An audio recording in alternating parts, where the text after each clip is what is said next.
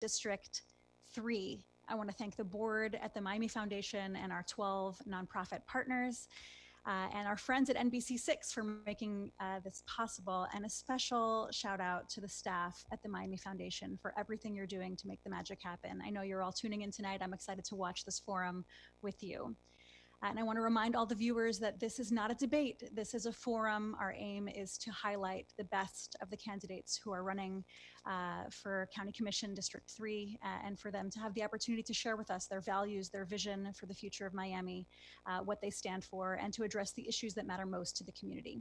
And for those of you who are tuning in tonight who have not had the chance yet to fill out the census, I want you to open up another browser and go, please, to 2020census.gov, fill out your census. Remember that your responses to the census are confidential, and that your participation really matters. And with that, I am so excited to pass it over to our MC for the evening, our moderator, Jawan Schrader, over at NBC6. Thank you.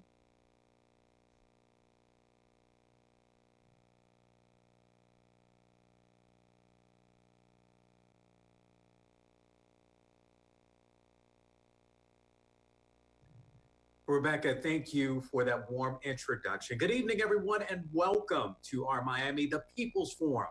I am your moderator, Jawan Strader with NBC6 News and Voices. Now, this is a forum and not a debate, and the goal here is to give District 3 voters a better insight on who the candidates are and how they feel about the issues. We're going to talk about a number of issues out there, from COVID-19, criminal justice reform and social justice, school safety, affordable housing, among other issues that also may include transit as well. A number of issues impacting District 3 as well as the South Florida community. Okay, let's get to the ground rules. The candidates already know the ground rules, but I'm going to say them once again. We don't want anyone to get in trouble here. Just joking. Okay, first ground rule here. Each candidate will answer the same opening question and given 1 minute to respond. Now, I do have an assistant next to me.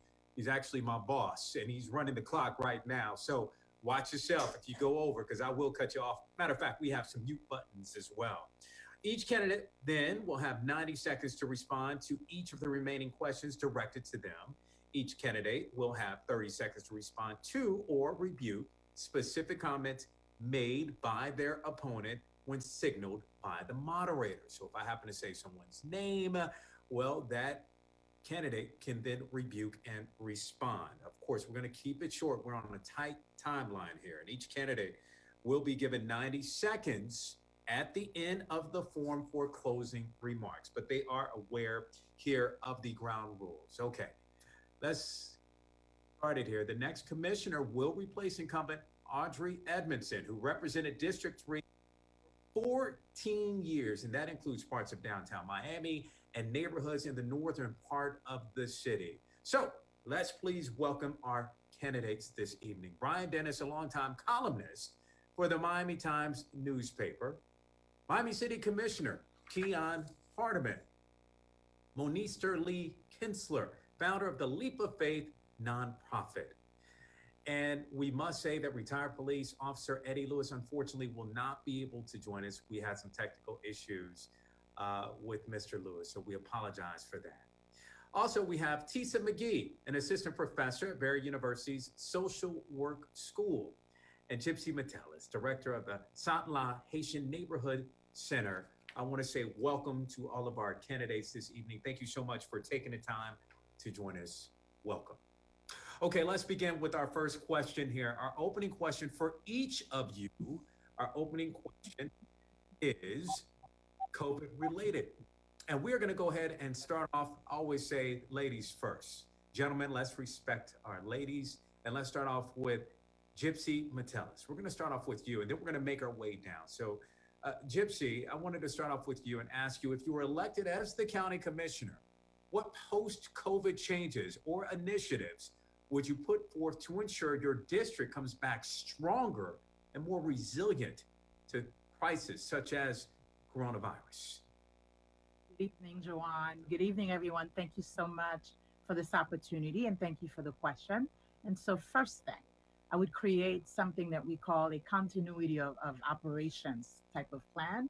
And this is a plan that would begin to identify and to put in place the partnerships that we need to have, that we should have had prior to COVID, with respect to organizations, local institutions, in particular hospitals, food service providers, agricultural providers, food distributors in particular, such that we would have a network of organizations, institutions that would serve in disasters such as this, such that not only could we be properly supplied, our residents could have what they need, but we would have a plan in place to address the fallout, right? And so that is the number one thing you do. You learn from lessons of a previous experience in order to build in to elements to help you shoulder or overcome the next set of challenges. But you need a system in place where you have the partnerships, the organizations, the municipalities, the institutions that are key, that are essential, to use the popular word, essential to ensuring our survival and our ability to thrive. Okay. All right. Tisa McGee, the same question. If you were elected as county commissioner, what post-COVID changes or initiatives would you put forward to ensure that your district comes back stronger and more resilient to the crisis such as coronavirus? Good afternoon, Jawan. Good afternoon, everybody. Tissa McGee here. I'm so happy to have the opportunity to share with you all. I definitely would look into sustainability planning, and more so looking at the long term of this, the fallout of this crisis on our community. I think what we've been doing so far has been some short-term planning for 30 days or less, but we really need to look at what are the long-term issues that are going to be impacting our community. So for me, looking at economic empowerment, I would definitely check into our small businesses to see what we can do to help sustain them, to make sure that they have enough resources to be able to maintain their employees. I would look into housing to make sure that we have enough resources to continue to supplement or provide renters insurance, renters sustainability and being able to continue to stay in their homes, and mortgage assistance, as well as making sure that we have plans in place to work with organizations that are providing, community-based organizations that are providing services to all of the people that live in Miami-Dade County.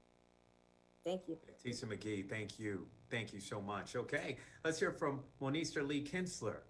Same question. Again, 1 minute to respond. If you were elected as the county commissioner, what post-COVID changes or initiatives would you put forward to ensure your district is stronger and more resilient to the crisis, such as coronavirus? Greetings, Mr. Dewan. I'm happy to be a part of your forum. And hello to everyone. I'm glad. That's a great question. Number one, as a testing counselor for HIV, we should mandate that people they have certification, state training, and who are already in these departments, as well as we need to develop a plan, and we need to develop a department that deals with funds for disaster reliefs for certain situations when it comes for the business, for the people, and to make sure that all the testing counselors and the case manager and people in the field are trained.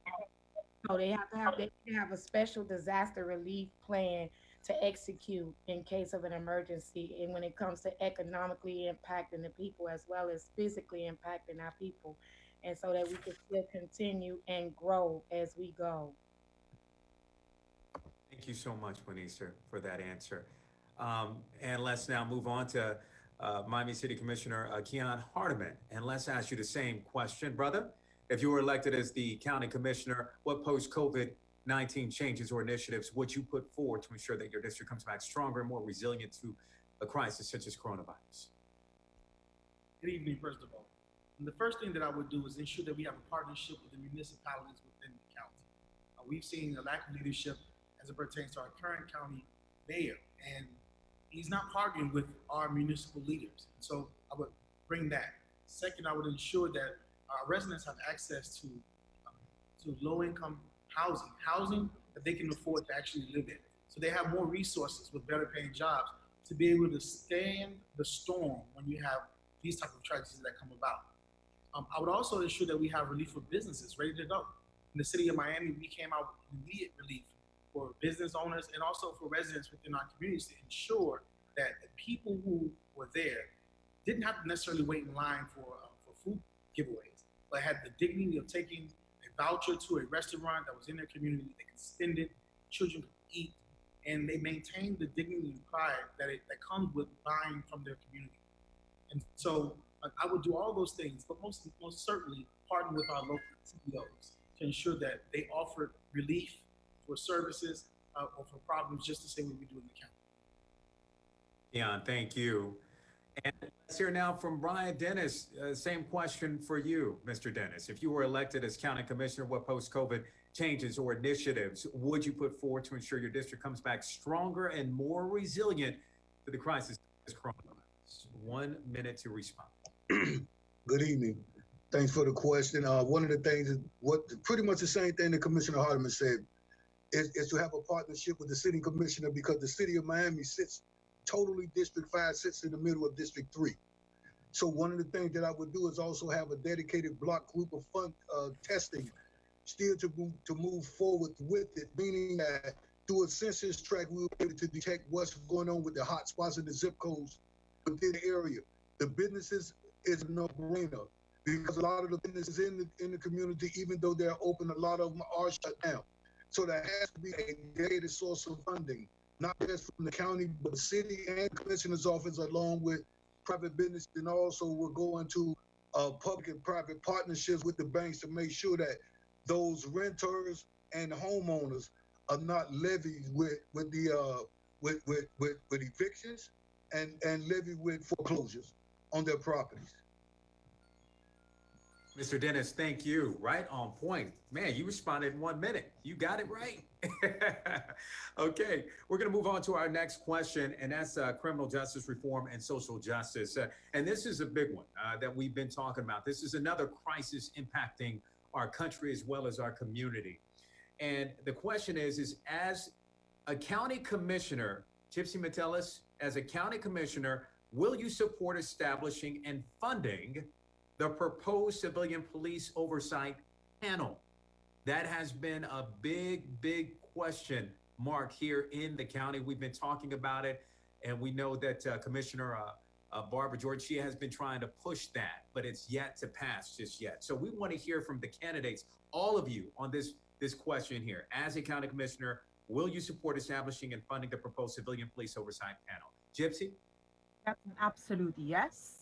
I would also want to see it be put before voters, countywide voters, such that we can get reaffirmation that this is a way to keep our police accountable. This is a way to ensure that the community can in fact regain their trust and respect for the police. This is a way that we can then build forward and rebuilding, revitalizing, reshaping our police force. And beyond that, I would also want to advocate at both state legislative and federal legislative levels to ensure that we work with those legislative partners to look at what kinds of the kinds of policy and the kinds of laws that we want changed that go to criminal justice reform. So those areas that are within the state of Florida's purview, I would want to be a strong advocate along with allies to make sure that we make this happen, and the same thing on the federal level.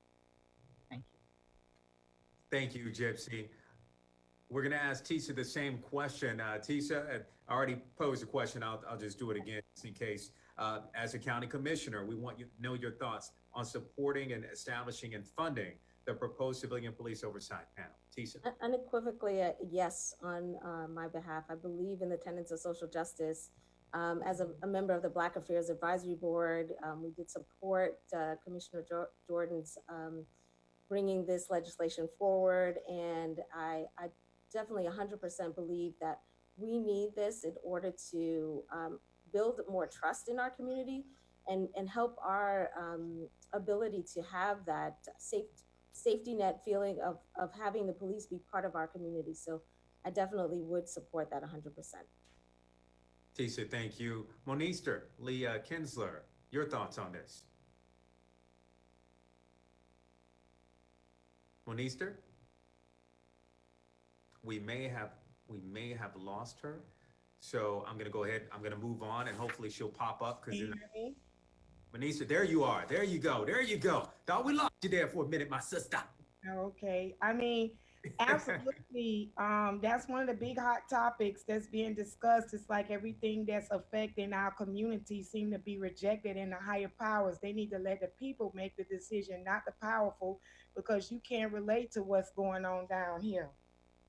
So we have to have that in check because if it wasn't necessary, wasn't mandated, we wouldn't have to request it. Okay. Commissioner Keon Hardiman, your thoughts? Not only would I support it on the county level, I just want to remind everyone that we've supported it on the city level. So our investigative panel not only was, when we were going in the right direction, the county was going in the wrong direction. We pegged the budget of the civilian oversight panel with that of the City of Miami Police Department. So now as the police department's budget grows, so does the investigative panel's budget. And that's important because it gives them the resources they need to continue to investigate alleged wrongs against people who are citizens in our community. And our citizens need an opportunity to go to someone who is a third party, who is non-partial, that they have confidence in, will hear their concerns, and begin to redress their issues. And so I think it's very, very important for all of our county commissioners to support it and also put their money where their mouth is.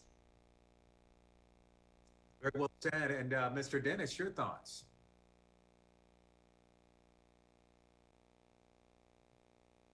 Mr. Dennis, I know you're there because I just saw your minute. Yes, Okay, there you are. yeah, definitely supported this as one of the architects of the civilian investigative panel in the city of Miami as the president of Brothers of the Same Mind. That's a no-brainer. What I would also look at is not just the funding of the police, but you don't necessarily really have to touch the police budget. The county has a $9 billion budget, so they could go right into general funds and just be able to put money wherever it needs to go to have the civilian investigative panel funded. Just like with Amendment 4, I would put it on the ballot. I would ask the commissioners to raise a vote to put it on the ballot so the people of Dade County can decide that if that's what they want. As a commissioner, that's a yes vote for me, but also it would be a yes vote for me as to have the citizens of Miami-Dade County to vote on it. So yes, I would definitely do that. Okay, sounds like many of you pretty much are in agreement on this particular issue. Okay, let's move on to our next question. And then I want to get to some questions from some viewers that reached out to us, and they have questions for all of you as well. So moving on to our next question, what policy changes do you intend to champion in order to address cases of police brutality across the county? That's been a number one issue, of course, especially it was magnified after the death of George Floyd. Let's hear from you, Gypsy Metellus, on this particular issue. What policy changes do you intend to champion in order to address cases of police brutality in the district? Again, most definitely a civilian investigative panel. Secondly, banning such tactics as chokeholds and a number of undesirable practices that we know are common, right? Banning those outright. Ensuring that the police department understands that it must be held accountable and it must be accountable to the people that it protects and serves. And so there needs to be a set of policies that discipline and, in fact, take care of police officers who violate or who break the laws or violate our trust, right? Beyond that, I would want to see a regime of training opportunities for police officers, everything including, multicultural relations in this community, the history of police-community relations, implicit bias, and the kinds of things that certain instruments can measure, right? Such that we can then understand what actions need to be taken with a police officer who happens to be not necessarily portraying the kinds of behaviors or attitudes that we would want to see in our police officers. And any measure, whether it is a measure that's attempted in a different jurisdiction, but that's proving to be promising, or that actually is a best practice, I would want us to incorporate. Because while we say we need the police, we want a police force that is about community, that we want community policing tactics, we want to rebuild trust in the police. But I have to remind everyone that some communities have had an abominable relationship with the police. And so Okay. if we're going to rebuild that trust, some significant steps have to be taken. Okay. Remember, we have to be careful on our time. 90 seconds to respond. Once again, Gypsy Mattel has very well said. Let's move on to Tisa McGee. Let's ask you the same question. What policy changes do you intend to champion in order to address cases of police brutality in the county and in your district, if elected? Well, I believe we all have the right to work and play in a safe and secure environment. All the residents of Miami-Dade County, especially the ones in District 3, are tired of sort of this senseless culture of violence.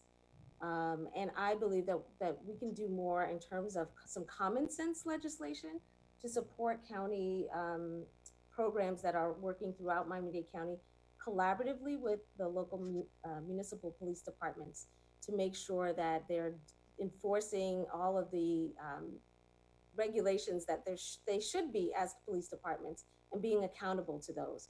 And so I would also explore interagency cooperation agreements, and then also support the group violence initiative that is already in play in Miami-Dade County, and working in some communities that really need that type of intervention, where they're working to suppress the crime and the criminal element by working with the community to engage them in that process. So I would support those things specifically. Okay, Tisa, thank you. Let's move on now to Monister Lee Kinsler, and we want your thoughts on this. You would never ask. Number one, we need to do relationship building. We need to review the policies they have that's holding them accountable, allowing them to get away with certain things, reinforce, re-amend, and amend a lot of this stuff. If you did relationship building so they could do cultural diversity in our community, because most people seem to go by what they hear, not what they know. So we need to pair them up, let them come in our community, and we need more cultural diversity and leadership when it comes to the police department. We might have 1 or 2 commanders or 2 sergeants, but mostly it's people who don't even serve our community. I mean, don't live here, but you're serving or you're working in our community, and we need more people from the community to police our community, because they'll understand our community, not just have a job. Minister, thank you. Commissioner Keon Hardeman, your thoughts? First, I'd like to say that I believe that my mother's a retired police officer for the city of Miami, and I have numerous family members that are also not only currently serving in police enforcement, but also law enforcement, but also have retired from law enforcement. And I'll tell you the one thing that I've noticed is that there needs to be additional training for police officers, especially in conflict resolution. Officers need to be placed in communities that they are unaware of or not familiar with, so they can become more culturally aware of the differences between what a criminal does and what someone who is a law-abiding citizen that looks just like someone else within the community does and how they act. I believe that we need ongoing mental health screening for police officers, because this is a job that has a lot of stress. My mother is also retired from the Army, and the impact of what they used to call shell shock of the Army, and you add that to what has been happening in the police department, and it has a devastating effect on people. And with that, coupled with that, I think that police officers deserve to retire earlier than other people, because that job is so stressful that it weighs on not only the person but their mind. And so I would encourage all of these things with a healthy discussion with the PBA as alternatives to make the relationships between our people and the community and the police better. Hardeman, thank you for that. And let's hear now from Brian Dennis once again and your thoughts on this particular issue.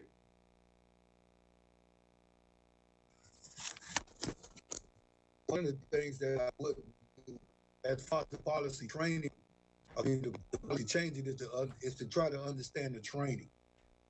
One of the next things I would do as a former United States Marine is would more so want military-based trainers involved, and here's why. As a former United States Marine and you have military police officers, you pretty much got the best of both worlds. The world is taught that it would be taught in both worlds from a military standpoint and then from a police officer standpoint. So what that would then do outside of the training is also allow them to know that those chokeholds and different things that are taught in the police academy are not taught in the military. So you have 2 different types of training to be able to make that one training become universal to fit everybody. The next thing that I would also do, and I'm gonna close with this, is that psych eval. People could play real well in doing the psych eval to do just enough to get past it. But if you got somebody that's in the position to bring you on as a friend or whoever, how do you stop that? So you have to have people that are in there that have no connection to anyone, which that'll be hard to root it out to find out. But you have to have people in there that understand the police department and understand the background check as well.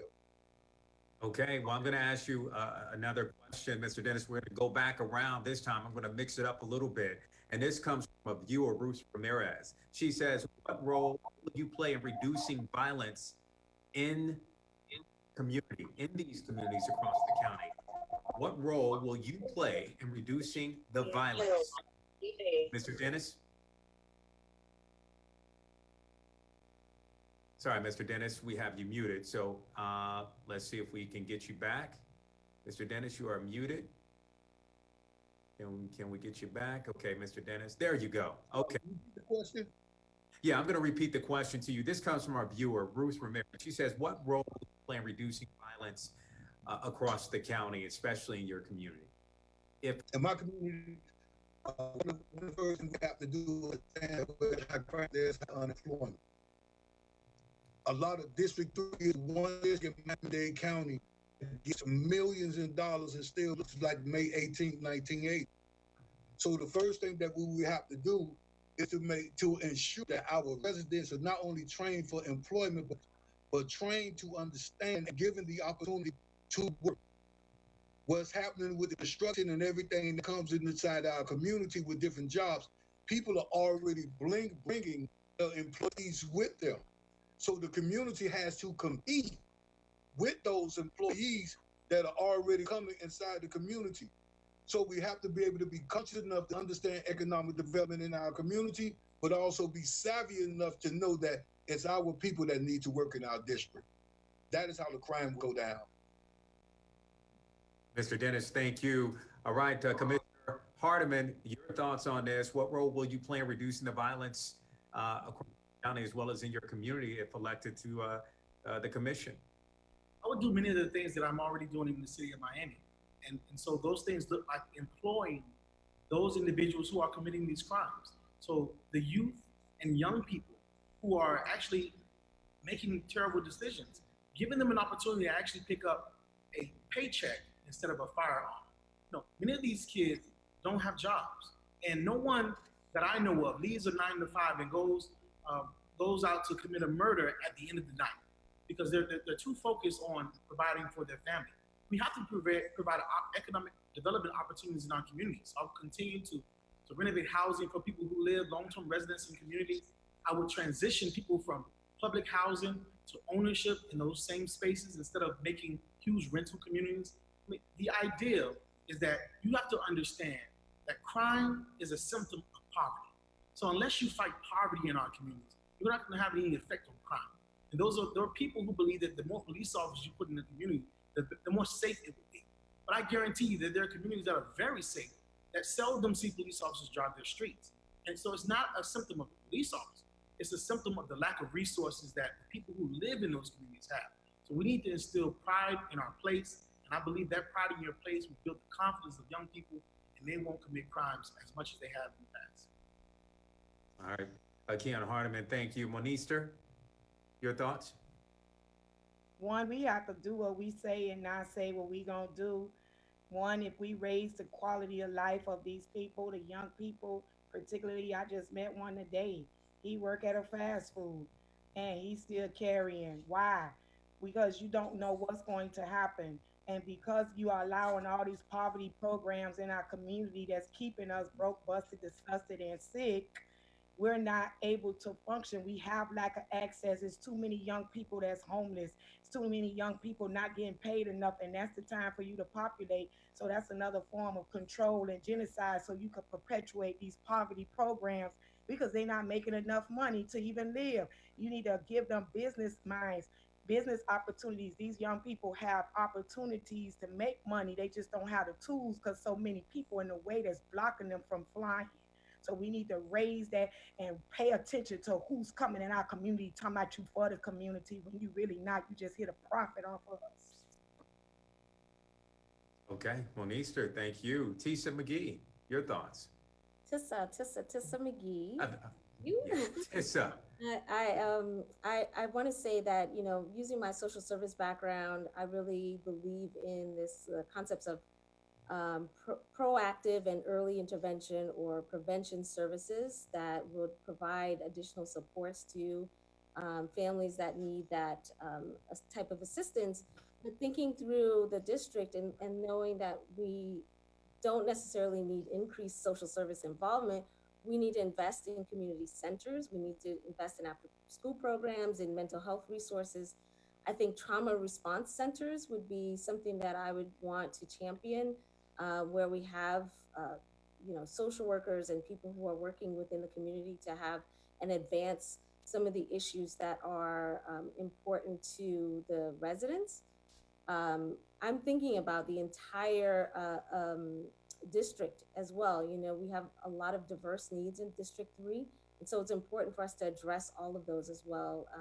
But in terms of the role in reducing violence, I definitely want to champion those things that are more proactive and interactive um, that we are needing to do in order to make sure that families are safe. Tissa McGee, my apologies. Thank you. Thanks. Thank you for that. All right, Gypsy, your thoughts? Thank you very much. Of course, we know that crime and violence in our communities is in fact a symptom of lack of opportunity.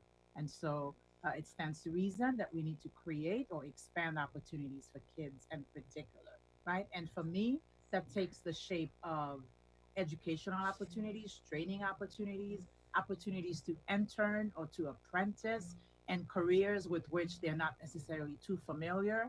I am a strong proponent of building hope in our future generations. And for me, one of the best policy options that begins to do that is investing in children and their education through children's savings account. CSAs have been they've been documented to do so much in terms of raising hopes, raising the aspirations, reaffirming for children that their communities believe in them, their communities want them to succeed, and their communities are prepared to do what it takes to help them do that. And so, in addition to that, you certainly have to create an environment where children feel hopeful that their housing and their food and the look and feel of their neighborhood isn't one that says that you are not cared for, that you are the last person we think of. And in fact, that's what we have to flip. That's what we've got to flip if we're going to begin to curtail the violence and criminality in our communities. Thank you. Gypsy, thank you. And let's move on to another question that we have from a viewer. And this is about affordable housing, which we know is a very, very important issue, especially with what we're going on and dealing with when it comes to COVID-19. This is from Samuel Lattimore. What strategies do you plan to address the needs of seniors and emergency preparedness? What strategies you plan to address the needs of seniors with housing and emergency preparedness? Let's start with you this time, and we're going to make our way down. And again, I'm trying to switch it up and move around. So you have that first question here from Samuel Lattimore. I have an initiative that I do want to implement for my seniors, and it's tight work, is to make sure my seniors are not continuously struggling, choosing between medication and where they gonna pay, how they gonna pay their bills. I think that's a disrespect for not only District 3, but for the county overall, when you got the seniors who done put in so many years and retiring, and that's why they still at work, because nobody is helping the seniors adjusting their flexibility on their mortgages or their rent. And so now they got to go to work because everything rising except for people income. And I just met an amputee today, and he said that he been trying to get affordable housing, which is word games that these people are playing to keep people from qualifying, or people that's in need, and it's people who usually don't lie. So we need to change how we screening people who need affordable housing or who need housing, especially our seniors, so they don't end up under the bridge and on the streets or begging for food. We need help. We need change. So you need to punch 334 for your future county commissioner, because we not getting that now, and there's too many people struggling unnecessarily. Nisha, thank you. And Tisa, same question for you is from, again, Samuel Lattimore. What strategy do you plan to address the needs of seniors with housing and emergency preparedness? Absolutely. Thank you so much for the question, Samuel.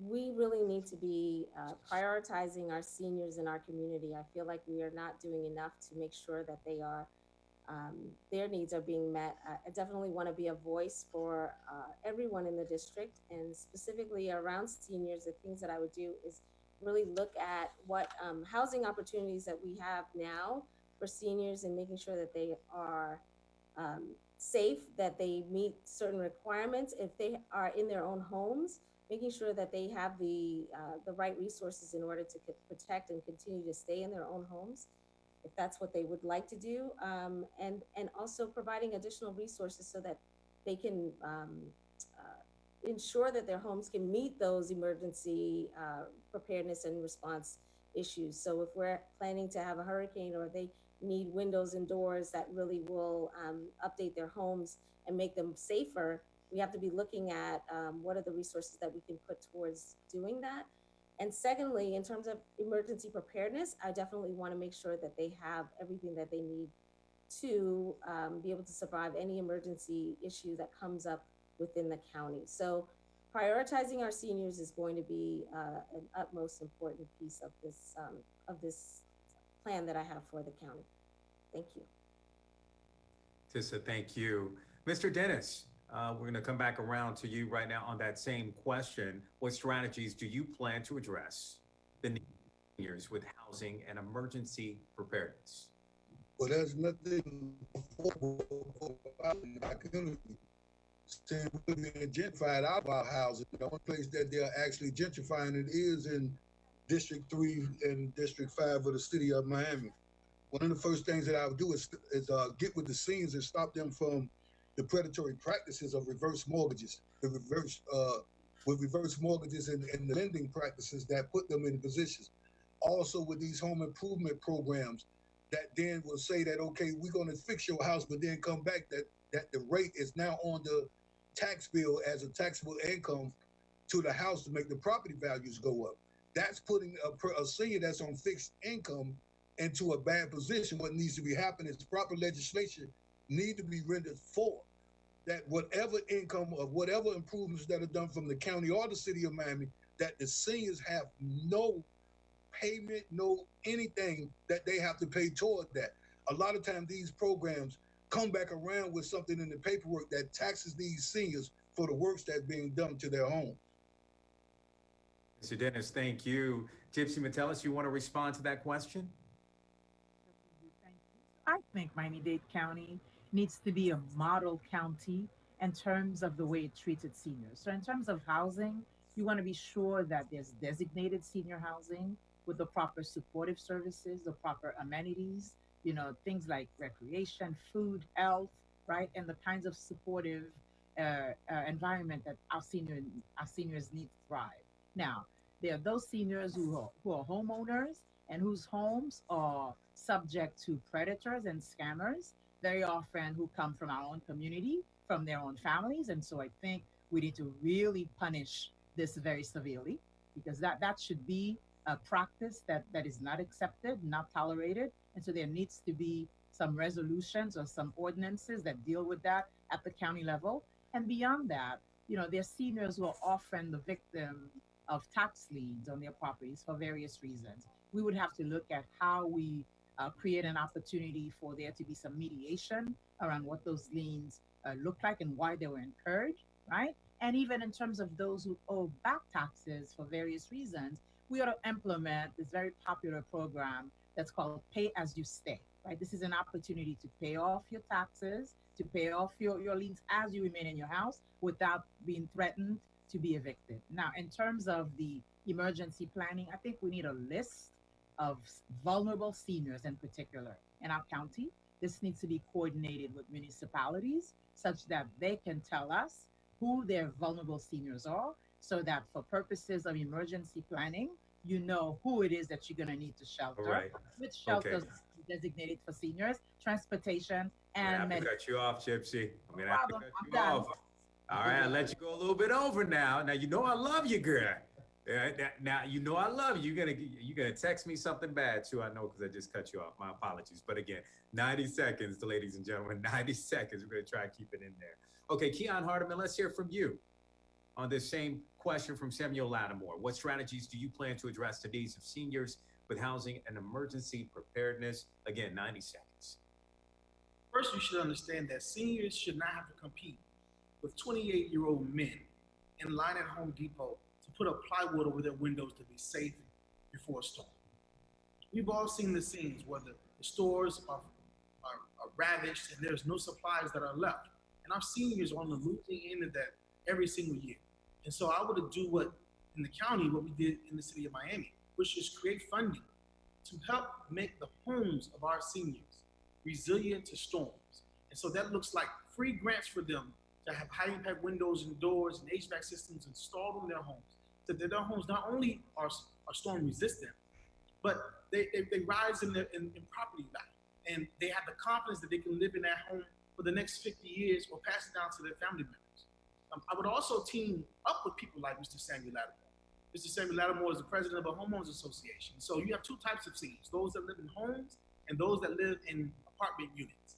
And so when you look at the senior housing versus the homes, there are a number of people who we don't know, unless for people like Samuel Lattimore, that has a list of all the seniors that live within the communities that need our help. And then we team up with other CBOs to tackle those apartment complexes that are senior housing. So we don't have issues where you have seniors that are going without their insulin, they put on ice, that they don't have food and resources. It is a common effort, and it is something that I would do along with the city to ensure that our community of seniors gets all the support that it needs. Okay, thank you very much. You know, along those lines, we're going to stick to affordable housing because it's such an important issue here in the county. And Gypsy, you were kind of alluding to it a little bit before I had to cut you off because of time, but I'm going to ask you this next question. This is from Keely Stewart. She says, what do you think is the most effective approach to address affordable housing in the county? What do you think is the most effective approach to address affordable housing in the county? So Gypsy, so there is a recently published a housing affordability plan, right? That for me offers a really great framework, right? And that framework includes what we need to do to ensure that we procure senior housing, housing for millennials, housing for low-income people, whether it's public housing, low to moderate income housing, micro units, the kinds of developments that we want to encourage, whether they be transit oriented because of their proximity to transportation. There is, I think, a wonderful mixture, a wonderful mix, and a number of approaches that could serve as guidelines, as a framework for us to follow. We recognize that we need more than 120,000 affordable units right now in our community, right? And so if we're going to really make an effort and beginning to address that, we need to all be on the same page around the necessity and the importance, if not the urgency. Housing is an emergency in our community today, and we are to treat it as such. We are to treat it with the care and the attention that emergencies require. Of course, there are a number of financing programs, financing streams that help to create these affordable units, that create not just affordable units, but units that, you know, your working family of four earning less than $60,000 can actually afford in our community. These units are far becoming non-existent. And so again, that Miami-Dade County affordability plan would be my framework. Gypsy, thank you. Thank you. And let's move back to Mr. Dennis on this particular question as well. What do you think? This is from Keely Stewart. What do you think is the most effective approach to housing in the county? One of the first things, the best approach is the lowest. That's the first thing, because again, there's nothing affordable about affordable housing. If you're building a single family home for $240,000 and you have a family of four of somebody with a medium income of maybe $50,000 or $60,000, you are basically just stretching them out over a whole lifetime of paying for a house that at one point would cost less than $100,000. I was with a developer just last week, and they could put a house together with all the amenities that a person wants for less than $80,000. So why is a house that you could build for $80,000 costing double and triple the amount of money? It's the area. The area in Liberty City is proximity to the expressway 995 and 112. So that would be the way to approach affordable housing. Once Miami-Dade County got the property appraiser's office, the property values in Liberty City and everywhere else is shot through the roof. So there's nothing about affordable housing affordable in Miami until you attack the building and the cost of building houses that's astronomical and out of the price range for someone that can't afford it. Mr. Dennis, thank you. Monister, let's hear from you on this question as far as the most effective approach to address affordable housing in the county. Well, scriptures say the strong supposed to bear the affirmatives of the weak. Why are we allowing the powerful to come and implement in our communities when like 30% of our income goes towards housing or to keep a roof over your head? And because of that, and there's so many people in our district, it's over 43,000 people, they cannot afford, they barely make enough to live. So we need to make agreements with the people who swear they love our community, they're about our community. We really need to hold them accountable for being in our community. And that would eliminate all of these people here who investing in properties. They're more about investing and profiting than the people and somewhere to stay. They don't care by any means necessary. So we need to stop building these relationships with the powerful and really care and have a concern about the people, and that will cut this price. Monister, thank you. Commissioner Hartman, let's hear from you. So the first thing we need to do is open up the entire county for affordable housing. And stop speaking in codes when we talk about affordable housing. So every time we say affordable housing, what you mean are rental units for people. And that's not fair, because what happens is the entire county isn't open to the idea of having affordable housing in their areas. When we build or extend upon new areas, we're not requiring them to build any affordable housing.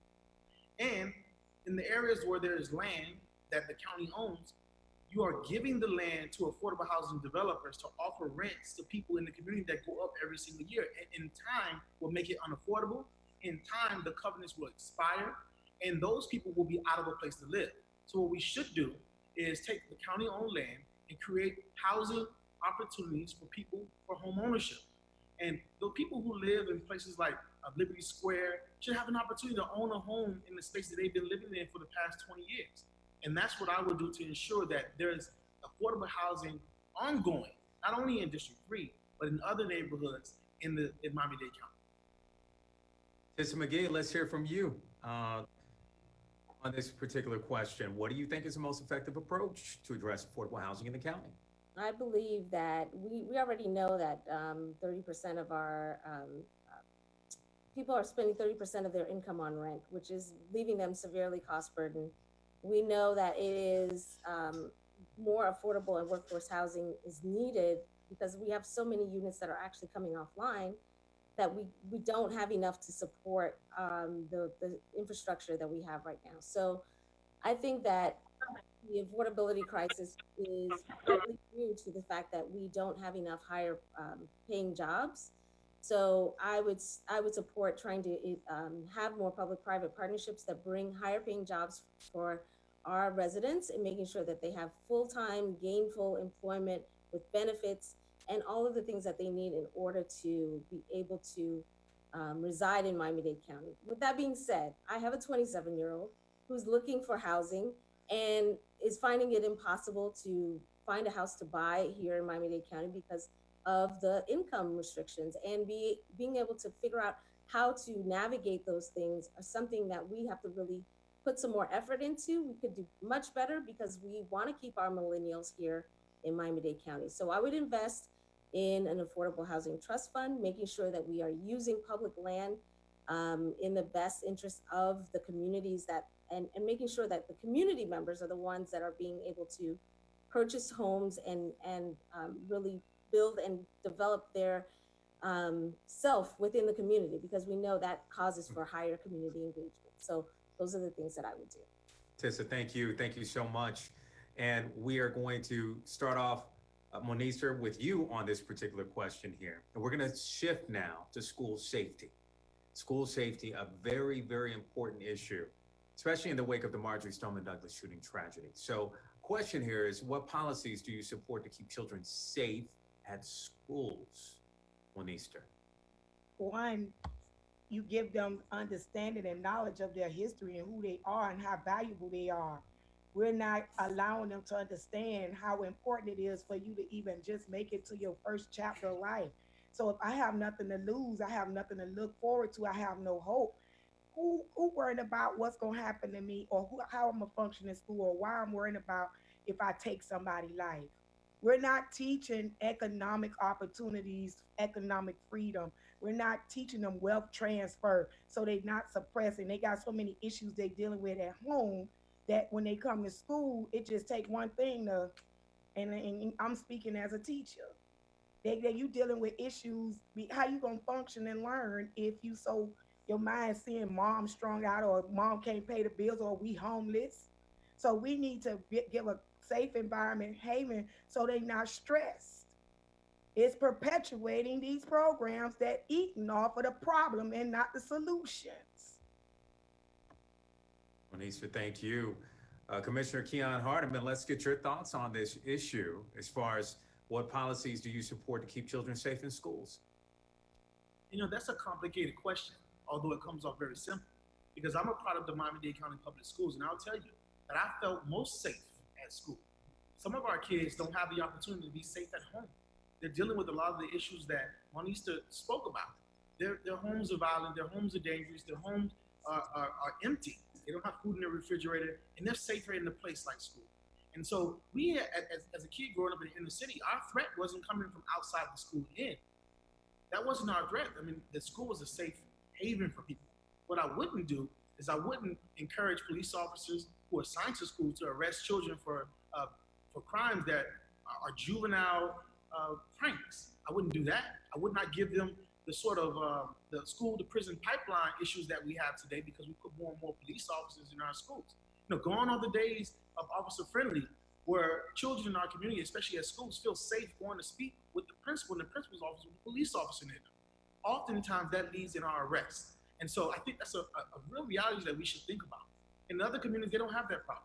In communities where you have schools like Ransom Everglades, they give their parents a call, and their parents give them a nice talking to. And that's all that's needed in order to solve an issue. And so I would encourage all of us to be honest about this whole safety issue. And we have to talk openly about who is it that we're trying to keep safe. Is it all of our students or just some of them? All right, thank you. Right on time right there. All right, let's hear now from Tissa McGee. We want to get your thoughts on this as far as, again, the policies, and what policies do you support to keep children safe in schools? So as a social service advocate, somebody who really works with children and families, I'm a member of the Together for Children board, and we've talked about some of the issues that are plaguing our community schools regarding safety. And one of the things that I think is important to note is that the impact of trauma in all of our schools and how kids are seeing that. So I would support legislation that would ensure that we have some sort of mental health and mental health services in the schools that would continue to help people feel and understand how safe they are. I would support legislation that looks at safety issues and how we can actually put those resources in school responsibly, making sure that the schools have the funding in order to carry those things out that we are asking them to do. And then as a parent, I just think about, how do you want your kids to be in school? And so I would always have that thought process in mind as a county commissioner, representing the voice of all the parents in the community. Thank you. Tissa McGee, thank you. Mr. Dennis, we want your thoughts on this. What policies do you support to keep children safe at schools? It's definitely not having everybody in school, as far as teachers and staff, toting guns. because you're creating a culture of the wild, wild west. When we look at what's taking place with our safety in our public schools, it's coming from those that are not mentally stable, of those that decide to prove a point just because they have access to guns or to prove a point to make the news. One of the things that we have to look for in school safety is all of these police officers that are in there, in the school. Just because they're in the school don't make it safe. What's also happening is, with those police officers being in the school, is that when you look at Orlando and a 6-year-old child is going to jail, they're creating felons at a young age. So by the time they turn 18, they can't vote. So you talking about being inside the school system, and policies about being safe. The people that's making decisions are not in a position to actually feel the trauma of what's taking place inside the community. I'm gonna close with this here real quick. Proverbs 22:6 says, train up a child in the way that he should go. If the school system is not helping the homes or trying to find out what's going on in the homes of the children, then the children are going to bring the problem to the school. So the safety issue is a community and school board issue. Mr. Dennis, thank you. And that same question, Gypsy, we want to ask you and get your thoughts on it as far as policies that you support to keep children safe in schools. Thank you, Joanne. And so for me, there is a difference between physical safety and socio-emotional safety for children. So in terms of the physical safety, we're talking about making sure that the school is secure, that it's hardened where it needs to be to protect the lives of children. And I think that goes to significant collaboration and partnerships with the local school district as well as the municipalities. Because I think here again, this is an area, if we value the lives of our children, this is an area where we need to work together to identify the best practices, the proven strategies that in fact render a school building safe. But beyond the physical safety, there is also this need to not allow, although you have police presence in school to protect the kids, to protect the staff, you should not allow that children be arrested in a school building. So that should be something that we have a zero tolerance towards. In terms of socio-emotional safety, again, I would really want to see counselors in schools, right? The counselors that really work to make school a safe haven for children who are facing a number of insecurities out in the community. And so if we're going to be about ensuring safety, we've got to look at both their physical as well as their socio-emotional safety. Thank you. Gypsy, thank you. Right on point, right on time, right on time. All right. You got it. You are on it. Okay. Moving on to our next question. We received a lot of questions when it comes to climate change. Climate change. We received a lot of questions. So we're going to just kind of keep that short, but it's something that we want to touch on. So Tissa, we're going to start with you on this particular question. And this is from David Pearson. It's very simple. What is your plan for rising tides and climate change? What is your plan for rising tides and climate change? Tissa McGee. So I've looked into the county's plan, and I've reviewed the sustainability issues that they looked at around the rising tide. I'm a resident of Edgewater, so I know I know the problems that happen when you build right on the water line and flooding happens, and it's something that is not sustainable for our community. We need to be making sure that we have more natural habitats that will actually protect our shoreline, and making sure that we have and are using things that are safe for our environment.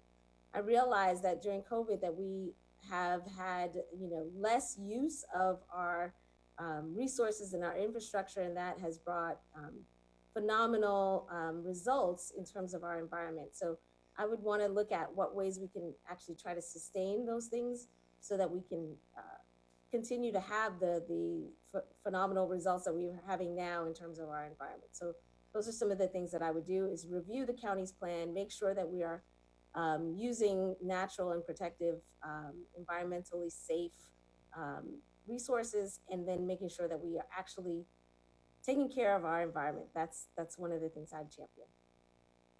All right, City of Miami Commissioner Keon Hardeman, let's get your thoughts on this. What is your plan for rising tides and climate change? You know, I read in a book many years ago of a great scholar. He said, show me the money. And so I said that to you to say that the county has to show us the money, like we did in the city of Miami. $200 million to affect climate change, right? And that's what we need to do in Miami-Dade County. We have to be the stewards of protecting the properties and the values of our homeowners in our communities. How is it that Miami-Dade County can attract residents to its area, promising them beaches, promising them great views from their condos in Edgewater, and promising them all of these wonderful spaces and places for their children to live and grow? But then they allow water to erode upon their safety, to erode upon the largest investment that many of them have made in their lives. It's just not fair. And so the counties, the cities, the states, and the federal government have to show the money to the people who live in our communities, because one homeowner may be able to put his house on stilts and live above everyone else, but that doesn't save the community. And what good is this one house in an island where everyone else is suffering from the effects of sea level rise? And so we have to do what we can. The first thing we have to do is show us the money.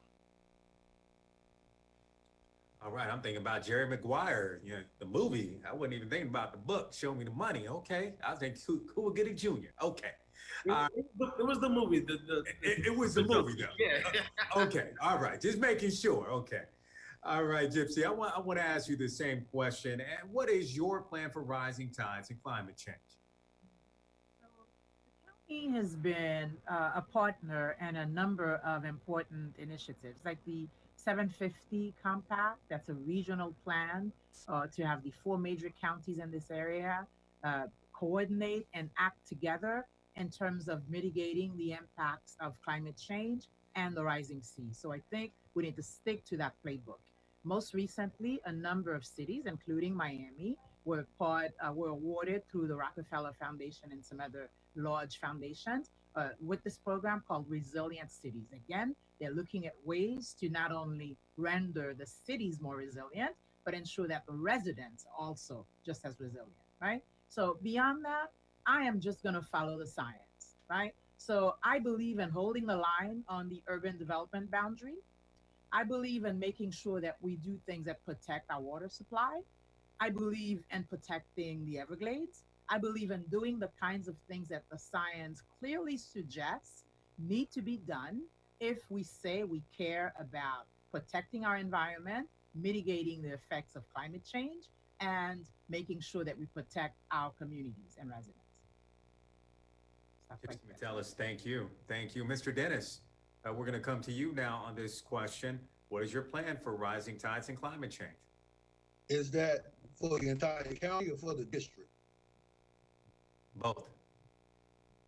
For the district, Liberty City, Overtown, Alapala, Brownsville doesn't have a problem with climate change because it doesn't flood in those areas. The areas that are lying on the coast, the Miami Shores and the El Patel, those areas that are pretty much off Key Biscayne, those are low-lying areas. So the water, the county doesn't have a draining system in that area. One of the things that I would have done as a county commissioner is get with those municipalities and help put forth legislation and money to create a draining system in the area.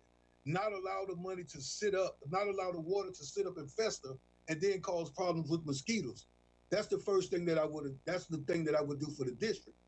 As a county commissioner, the one thing that I would do is find those commissioners, help those commissioners who have the problem in their areas with the flooding, see what we can come up with as a plan together and support them with the effort. But again, the money has to be there. The money has to be shown because Miami-Dade County gets billions of dollars. And for a county that gets billions of dollars, the areas shouldn't flood the way that it's flooding. Miami Beach, we know 100 years ago, Miami Beach flooded.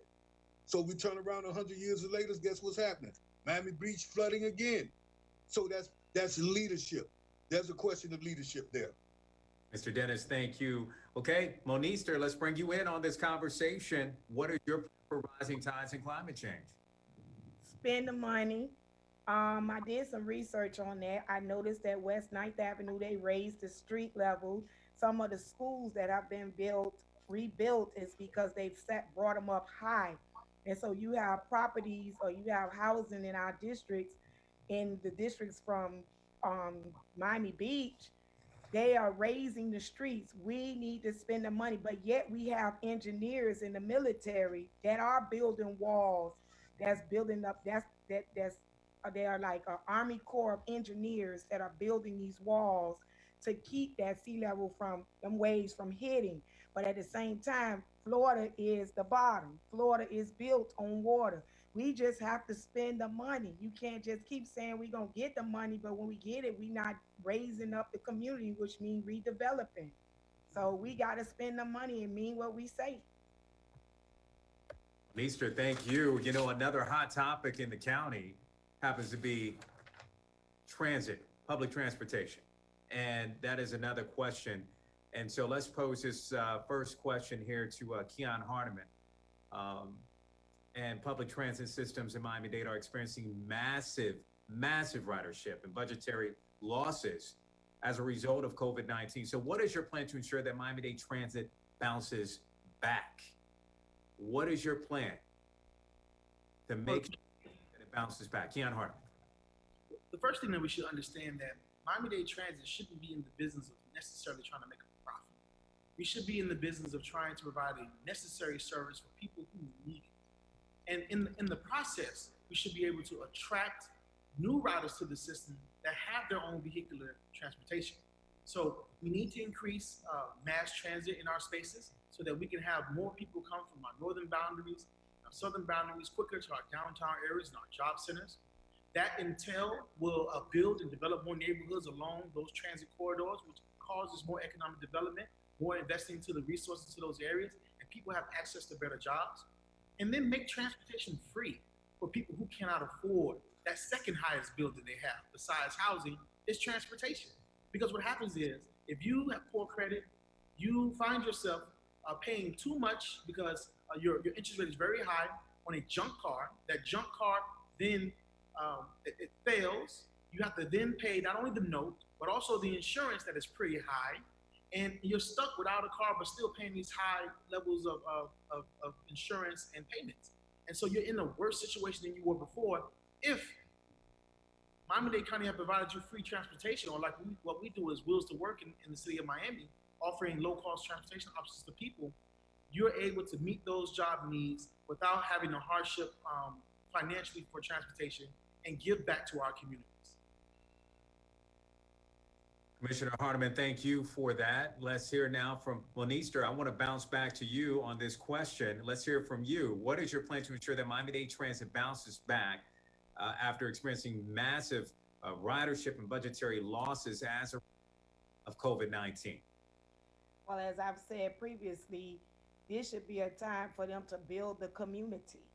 It should be able to raise our income and raise us from poverty by employing. Why are we worried about what transit is going to get? Transit make a lot of money just because tourists put $100 bill in the bus thinking they're going to get some change. You know how many tourists done did this?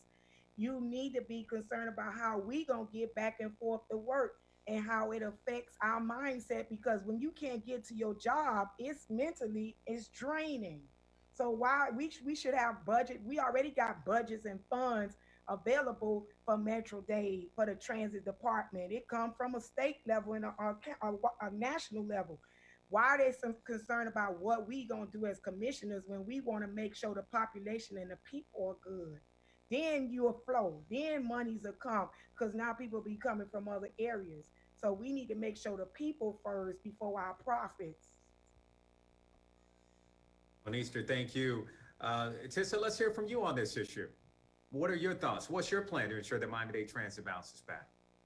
I believe that a lot of these issues that we're talking about, Jawan, are interrelated. So when it comes to it, like I have a systems sort of mindset in terms of looking at these issues across.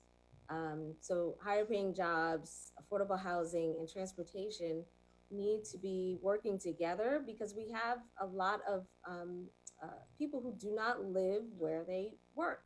And so they have to end up paying the high cost of transportation, and even trying to increase public transportation ridership. We need to be looking at organizations like the Transportation Alliance and their plans of how they looked at the SMART plan and thought about how traffic and transportation issues are going to be impacted by things like COVID.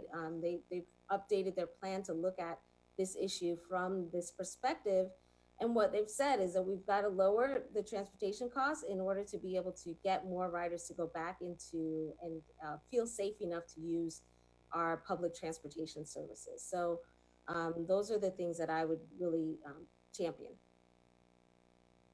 All right, Tissa, thank you. Thank you so much for that. Okay, Mr. Dennis, let's hear from you. Let's get your thoughts.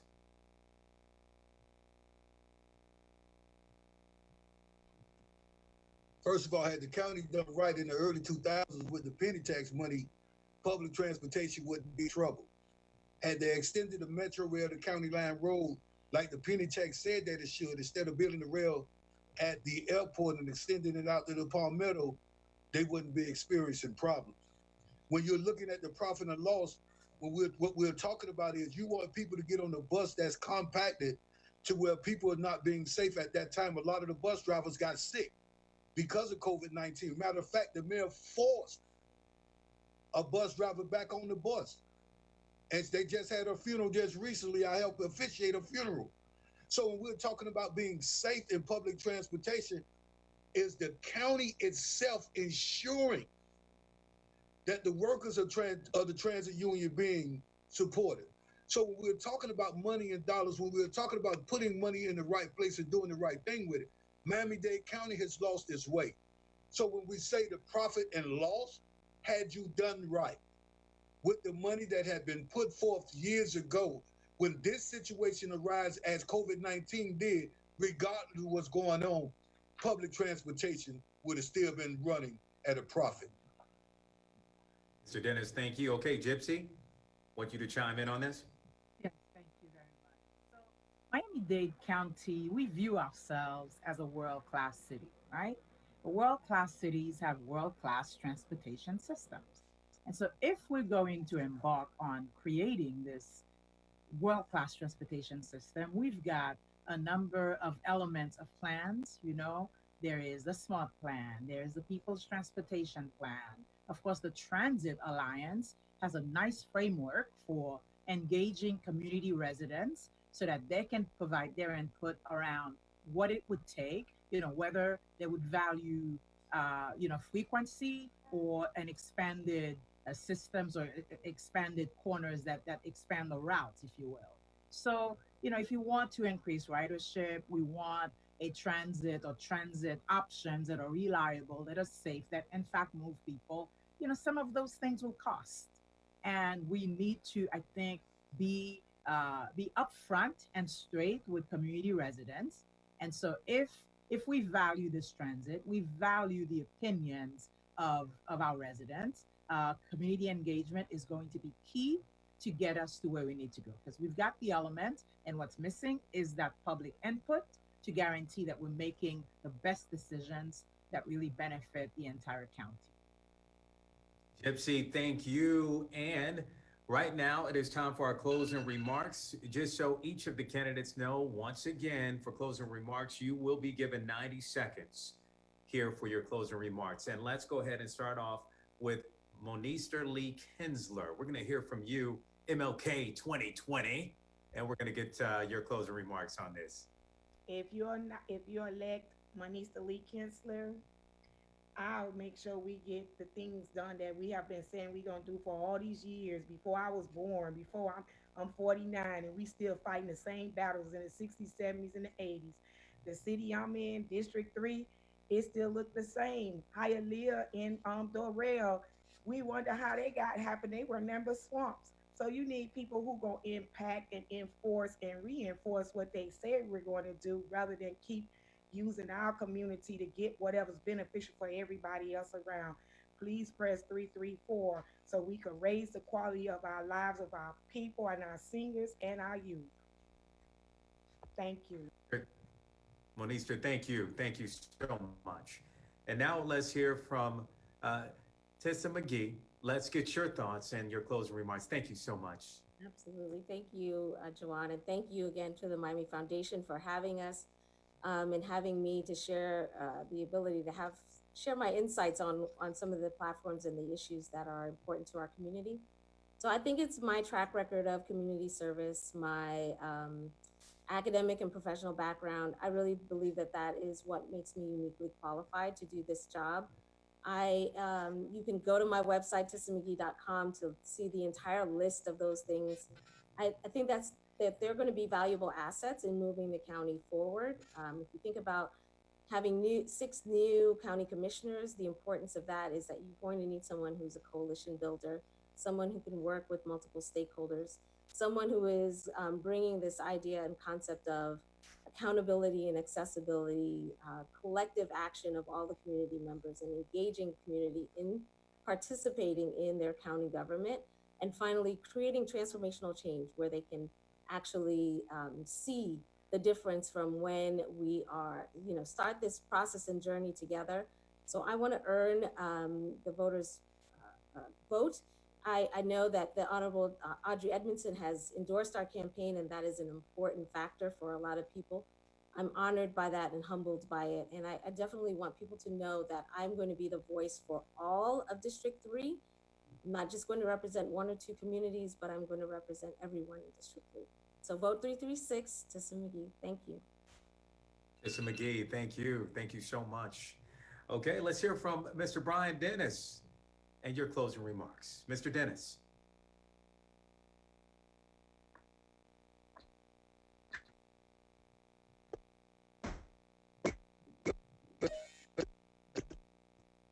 Okay, Mr. Dennis, I want to make sure that we are fair to you, Mr. Dennis. We cannot hear you right now. It's breaking up a little bit, but I want to make sure that we hear your closing remarks. I think it's only fair since we're hearing from everyone else. So let's make sure your audio is good. I don't hear you. It's just kind of breaking up. I don't hear you, Mr. Dennis. Let's try you again. We're going to try you again, Mr. Dennis. Go ahead.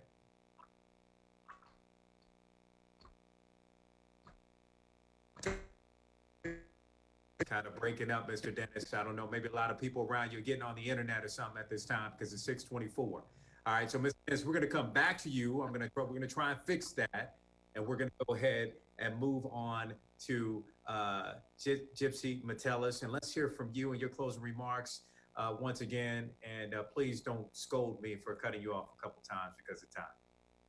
I'll try not to. So I want to thank the Miami Foundation for this wonderful opportunity. I thank you as well, Jawan, for moderating our session this evening. I want to thank those who are viewing and participating. I will just tell you that I offer myself in service after decades, 4 decades in particular, of community service, community engagement, building up communities, and having relationships across the district, relationships that span the ethnic, the cultural, and the linguistic groups in this district. I am ready for this job, ready for this role. It is an opportunity to serve at a level where I'm using my skills, my experience, my talents, my passion for people, my passion for community, and service of community. I want to be the conscience of this commission. I want to see us do right by the community. I want to see us address the challenges, the disparities that have lasted for too long and that have not been addressed. And so this is our opportunity. This is our moment. I think emerging from COVID offers us an opportunity to look to the kind of leadership we want to have. And that's leadership that's envisioned, empowered, that enlightened, and that cares about people. And that leader is none other than you. I thank you for your vote. Gypsy Metellus, thank you. Thank you so much. Okay, we're going to try and get back to Brian Dennis once again before we hear from Keon Hardiman. Mr. Dennis, have we been able to fix your shot? Can you hear me, Mr. Strader? I can hear you. You're frozen on the video, but if I can hear you, I think all right now, what's most important is that we hear you, because probably the most important aspect to a forum is your opening and closing remarks, as well as talking about the issues. So let's hear from you, because right now you're frozen, but let's hear from you. Proverbs 29:18 says that where there's no vision, the people perish. Not since the days of Arthur McDuffie, not since the days of Arthur Till, Barbara Carey, and Miller Dawkins have District 3 seen strong leadership. When we look at the district, it still looks like May 18, 1980. And those are the days of Arthur McDuffie Wright. When we look at the leadership of District 3, and we look at the crime and the economic development of District 3, it has been little to none. When we are talking about moving forward and taking our people to the next level, that has not happened. I am the best candidate for District 3. I have been here my entire life, seen it in its heyday, seen the graciousness of what our people can be and seeing what it has to become now. So I'm asking you, as early voting starts on Monday, August the 3rd, all the way up until August the 18th, that I'm asking you to punch 332. Don't pick your poison, because I'm the cure. I heard that. I heard that. Brian Dennis, thank you. Thank you so much. And thank you for working on that audio. And last but not least, let's hear from Miami City Commissioner, who's now running for County Commissioner, Keon Hardeman. Keon. It's important that you understand the type of leadership that I've been able to provide in the city of Miami. I've been the vice chairman for 2 years in the city and the chairman of the Miami City Commission for 4 years. So I've been chairing a majority Cuban organization for a very long time, and I have an amazing rapport with all of them. So I am the coalition builder. I was able to bring in tremendous resources for my district in the city of Miami, and I will do the same thing for my district in Miami-Dade County. In fact, most of my districts exist in District 3 in the county. And so many of our voters are familiar with the level of service that I've been able to provide them successfully. And so it's because of that service that organizations like the South Florida AFL-CIO, Unite Here, Local 355, the Miami Realtors, Police Benevolent Association, LIUNA, the Electrical Brotherhood of it, the International the Electrical Unions, the Operating Engineers, ASME, Transport Workers, AFL-CIO, and firefighters have all endorsed my candidacy. And you see your neighbors with signs in their yards. And I ask that you join them in also endorsing my candidacy. And I warn you about this. Don't allow people who come from outside of our community to come into our community and start using dog whistling and code language. When people say they represent 1 or 2 neighborhoods, that's code language. We've had the McDuffie riots and civil disturbances of the past. We don't need any white versus black community issues within our neighborhoods. And so what you need is someone who will bring all of our neighborhoods together. And that means giving all of our neighborhoods equal opportunity for success and to do better in District 3 and in Miami-Dade County. Thank you. So I ask for your support by voting 333 for Keon Hardeman. All right. Thank you so much. And again, I want to thank all of our panelists. I want to thank all of you out there for tuning in for this all-important conversation. Our Miami, the People's Forum, so you can hear more from our candidates. Again, I want to thank the Miami Foundation. And I also want to thank all of our panelists here, Monister. I want to thank you, Lee Kinsler. Tissa, see, Tissa, I had just asked before the beginning if it was Tissa or Tissa, and sure enough, they said Tissa, not Tissa. So I apologize, Tissa. Tissa McGee, thank you so much. Gypsy Metellus, thank you, and as well as Mr. Brian Dennis. I know we were having some issues with your shop, but at least we got that audio up and running. And again, Miami City Commissioner Keon Hardeman. I want to thank all of you guys, because no matter what happens at the end of it, all of you are leaders in our community. And I want to encourage all of you out there, if you want to watch this, you can go to NBC6.com to watch more on this very engaging forum. And I want to encourage you all out there to be sure to watch NBC6 Monday through Friday, 5, 6, and 11 o'clock p.m. and Voices with Juwan Strader, as we talk about a number of these issues impacting our community. Thank you so much.